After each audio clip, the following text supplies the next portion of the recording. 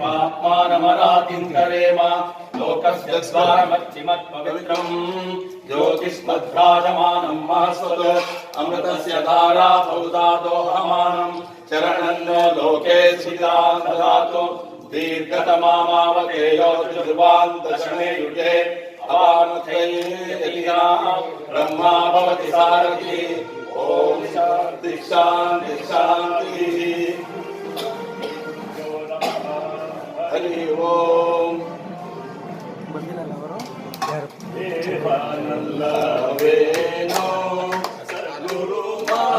ಸಂತು ಸಂತು ಅಲ್ಲಿಂದನೇ ಹಾಕುವ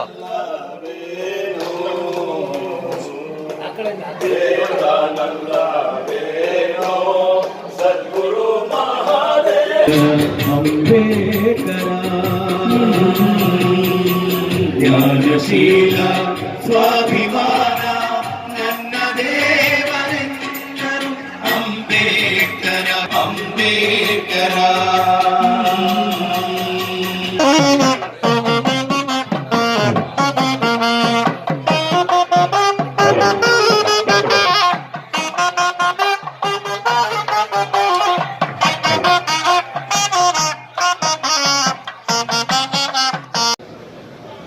ಏನ್ ಸಾಧನೆ ಮಾಡಿದ್ದಾರೆ ಅನ್ನೋದು ಸಮಾವೇಶ ಮಾಡಕ್ಕೆ. ವಾಲ್ಮೀಕಿ ಅಭಿವೃದ್ಧಿ ನಿಗಮದ ದುಡ್ಡು ತಿಂದು ಅನ್ನೋದು ಸಾಧನೆ ಆಗತ್ತಾ? SCP TSP ಅನುದಾನವನ್ನ ದುರ್ಬಳಕೆ ಮಾಡ್ಕೊಳ್ಳೋದು ಅನ್ನೋ ಸಾಧನೆ ಆಗತ್ತಾ? ಕಳೆದ 3 ವರ್ಷದ ಮಹತ್ ಕಾರ್ಯ ಏನ್ ಸಾಧನೆ ಮಾಡಿದ್ದಾರೆ? ಕಾರ್ಮಿಕ ಇಲಾಖೆಯಲ್ಲಿ ದುಡ್ಡು ಹೊಡೆದು ಅನ್ನೋ ಸಾಧನೆನಾ? ಅಂಬೇಡ್ಕರ್ ಅಭಿವೃದ್ಧಿ ನಿಗಮದಲ್ಲಿ ಬೋರ್ವೆಲ್ಗೂ ದುಡ್ಡು ಕೊಡದಲೇನೆ ಅವ್ರನ್ನ ನಿರ್ಲಕ್ಷ್ಯ ಮಾಡಿದ್ದೀವಿ ಅನ್ನೋ ಸಾಧನೆನಾ? ಯಾವ್ದು ಸಾಧನೆ?